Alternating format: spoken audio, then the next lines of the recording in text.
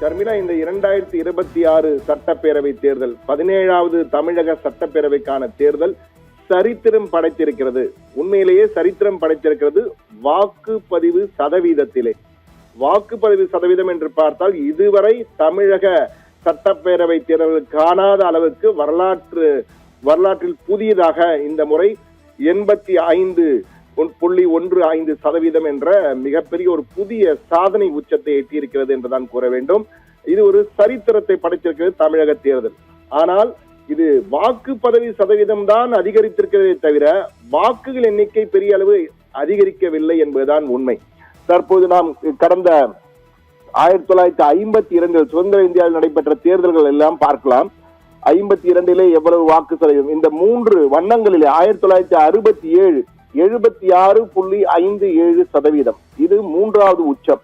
2011 78.20, இது 2வது உச்சம். 2026 நேற்று நடைபெற்ற தேர்தல் 85.15, இதுதான் முதல் உச்சம். இந்த 17 சட்டமன்ற தேர்தல்களை நீங்கள் பார்த்துக்கொண்டால் இதுதான் அதிகபட்சமான ஒரு உச்சத்தை எட்டியிருக்கிறது, 85.15% என்று. எனவே இந்த வாக்கு சதவீத உயர்வு என்பது யாருக்கு சாதகம் யாருக்கு பாதகம்?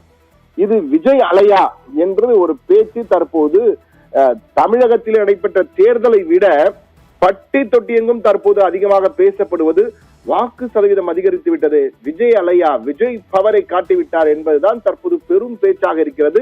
தலைப்பு செய்திகளாகவே இருக்கிறது என்றே கூறலாம். இன்றைய தமிழகத்தின் தலைப்பு செய்தி வாக்கு சதவீதம் அதிகம். இதற்கு காரணம் விஜயின் அலையா, விஜயின் அலைதான் இவ்வளவு பெரிய வாக்கு சதவீதத்தை கொண்டு வந்திருக்கா என்று. ஆனால் உண்மை பின்னணி புள்ளி விவரங்களை பார்க்கும்போது இது மிகப்பெரிய அளவுக்கான வாக்கு சதவீத அளவிலே 85.15 என்பது மிகப்பெரிய அளவு. இதுவரை இல்லாத, வரலாறு காணாத, சரித்திரம் காணாத ஒரு வாக்கு சதவீத அளவு.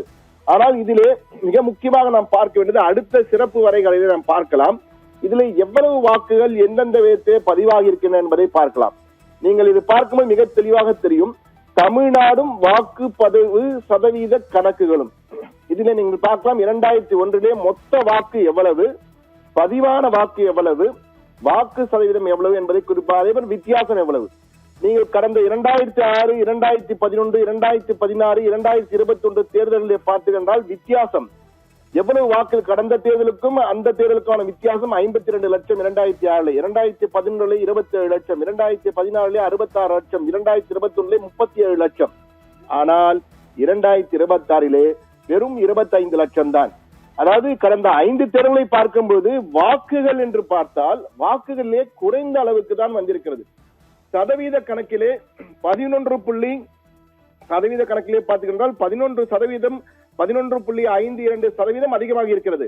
ஆனால் வாக்குகள் என்று பார்த்தால் வெறும் 25 லட்சம் வாக்குகள் தான் கூடுதலாக வந்திருக்கு என்பதை தான் நாம் பதிவு செய்கிறோம். இது மிகப்பெரிய ஒரு அலையை ஏற்படுத்தியிருக்கின்றா? இல்லை. ஏன் காரணம் என்னவென்றால் இதனுடைய இம்பாக்ட் என்னவென்றால் எஸ்ஐஆர் என்று அழைக்கப்படுகின்ற ஸ்பெஷல் இன்டென்சிவ் ரிவிஷன் என்று அழைக்கப்படுகின்ற அந்த வாக்காளர் பட்டியல் சிறப்பு தீவிர திருத்தம், அந்த திருத்தத்தின் காரணமாக ஏற்பட்ட விளைவுதான் இது. எஸ்ஐஆர் எஃபெக்ட், ராமன் விளைவு என்று பௌதிகத்திலே இயற்பியலை நாம் கேள்விப்பட்டிருப்போம். அது போன்று இது எஸ்ஐஆர் எஃபெக்ட், ஸ்பெஷல் இன்டென்சிவ் ரிவிஷனுடைய எஃபெக்டாக தான் அந்த வாக்காளர் பட்டியல் சிறப்பு தீவிர திருத்தத்திலே கிட்டத்தட்ட 69 லட்சம் வாக்காளர்கள் காணாமல் போய்விட்டார்கள். அதனுடைய விளைவுதான். அதுவே இந்த இறந்தவர்கள் பேரெல்லாம் நீக்கப்பட்டு விட்டதால் அந்த மொத்த வாக்குகள் எண்ணிக்கை குறைகிறது. கடந்த தேர்தல் போது 6.29 லட்சம் சுமார் இருந்தோம். ஆனால் இந்த தேர்தலிலே அந்த வாக்காளர்கள் நீக்கப்பட்டதால் 5.73 லட்சம் சொச்சம் தான் இருக்கிறோம். எனவே அந்த வாக்காளர்களின் எண்ணிக்கை குறைந்திருக்கிறது. எனவே வாக்காளர் சதவீதம் கடந்த தேர்தலின் பொழுது 4.63 லட்சம் பேர் வாக்களித்திருக்கிறார்கள். இந்த முறை 4.88 லட்சம் பேர் வாக்களித்திருக்கிறார்கள். அதாவது சதவீத கணக்கிலே பார்த்தால் 11.52% உயர்வு. ஆனால் வாக்குகள் எண்ணிக்கையில் பார்த்தால் 25 லட்சம் வாக்குகள் சொச்சம் தான் உயர்ந்திருக்கிறது. அதாவது கடந்த 5 தேர்தல்களில் இதுதான் குறைவு.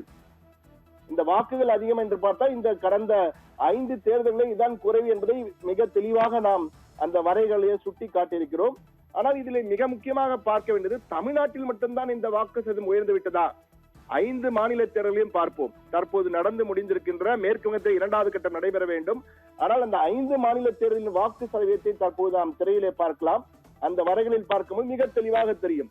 கேரளத்திலே 78.23%. கேரளத்திலும் புதிய வரலாறு. புதுச்சேரி 90.47%, இதுவும் புதிய வரலாறு. அதே போன்று அசாம் 85.64, இதுவும் புதிய வரலாறு. தமிழ்நாட்டிலே 85.15, இதுவும் புதிய வரலாறு. மேற்கு வங்கத்திலே முதற்கட்டத்திலே 92.88%, இதுவும் புதிய வரலாறு.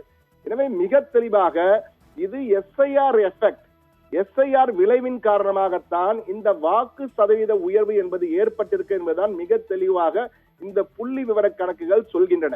ஆனால் ஒட்டுமொத்த பார்வையிலே பார்க்கும்போது ஒரு பப்ளிக் பெர்செப்ஷன் என்பார்கள், பொதுமக்கள் பார்வை எப்படி இருக்கிறது, இன்ற சமூக வலைதளங்களிலே அதிக தாக்கம் இருப்பதால் இந்த டிஜிட்டல் பவரின் காரணமாக தற்போது அனைவருமே விஜய் மாஸ், விஜயுடைய அலை வீசியது, அதனால்தான் இவ்வளவு பேர் வாக்களித்தார்கள் என்று பேசுகிறார்கள்.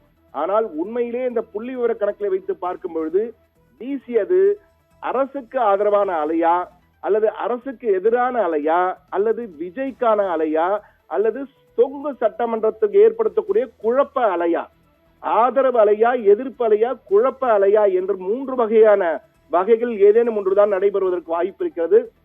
ஆனால் தற்போது விஜய் அணியினர் இது தொடர்பான விஜய் அணியை நாம் தொடர்பு கொண்டு பேசிய போது அவர்கள் என்ன நினைக்கின்ற பொழுது வழக்கம் போல் தலைமையகத்திலிருந்து எந்த பதிலும் இல்லை. ஆனால் அவருக்கு நெருங்கிய சகாக்களிடம் பேசிய பொழுது அவர்கள் நாங்கள் எதிர்பார்த்ததை அளவுக்கு வருமா என்றால் நிச்சயமாக அந்த அளவுக்கு வரவில்லை, ஆனால் நாங்கள் கான்பிடன்ஸாக இருக்கிறோம். விஜய் சொல்வது போலவே அவருடைய சக நிர்வாகிகளும் கான்பிடன்ஸாக இருக்கிறோம் என்று, நல்லதே நடக்கும் கான்பிடன்ஸாக இருக்கிறோம் என்று கூறுகிறார்கள். அதிமுக வட்டாரத்திலே பேசிய போது அவர்களும் இந்த வாக்குகள் எங்களுக்கு ஆதரவான அலையாக இருந்திருக்கிறது, ஆளுங்கட்சிக்கு ஆதரவான வாக்குகள் எல்லாம் தற்போது வெட்டப்பட்டு விட்டன விஜயால், எனவே எங்களுக்கு ஆதரவாக இது இருக்கும் என்ற வகையில் அவர்களும் நம்பிக்கையோடு இருக்கிறார்கள். ஆளும் கட்சி திமுகவை தொடர்பு கொண்ட பொழுது அவர்கள் மிக மிக கான்பிடன்ஸாக இருக்கிறோம் என கூறுகிறார்கள். எங்களுக்கு எதிரான வாக்குகளை எல்லாம் விஜய் பிரித்து விடுகிறார், எனவே எங்களுக்கு எளிதான வெற்றி, நாங்கள் மிகப்பெரிய வெற்றி, 150 இடங்களுக்கு மேல் நாங்கள் வெற்றி பெறுவோம், நிச்சயமான வெற்றி என அவர்களும் கான்பிடன்ஸாக இருக்கிறார்கள். 3 கட்சிகளுமே கான்பிடன்ஸாக இருக்கிறார். நாம் தமிழர் மட்டும் அவனை தொடர்பு கொண்ட பொழுது அவர்கள் வழக்கம் போல் முடிவுகள் வரும்போது பார்த்துக் கொள்ளலாம் என கூறிவிட்டார்கள். எனவே இந்த புள்ளி விவர கணக்கில் வைத்து பார்க்கும்போது வாக்குப்பதிவு சதவீதம் என்பது உயர்ந்திருக்கிறது. ஆனால் வாக்குகளிலே பெரிய அளவு உயர்வு இல்லை என்பதுதான் யதார்த்த கள நிலவரம். ஆனால் இந்த வாக்குகள் ஒரு அலையாக இருக்குமா என்று ஒரு பொதுவான பார்வையில் பார்க்கும்போது நிச்சயமாக ஒரு அலை வந்திருக்கிறது. அந்த அலை எந்த அலை? விஜய்க்கு ஆதரவான அலையா, சாதகமான அலையா, அல்லது ஸ்டாலினுக்கு சாதகமான அலையா, அல்லது எடப்பாடி பழனிசாமிக்கு சாதகமான அலையா என்பதை மே 4ஆம் தேதி காலை 10 மணி அளவிலே உறுதியாக நாம் சொல்லலாம். ஆனால் தற்போதைக்கு அடுத்த 9 இடங்களுக்கு அந்த வாக்கு பெட்டி திறக்கும் வரை அந்த அடுத்த 9 இடங்கள் இருக்கின்றன. அந்த 9 இடங்களுக்கு இந்த பேச்சுகள் தான் தினந்தோறும் தலைப்புச் செய்திகளாக இருப்பது மட்டும் உறுதியாக நாம் சொல்ல முடியும் ஷர்மிளா.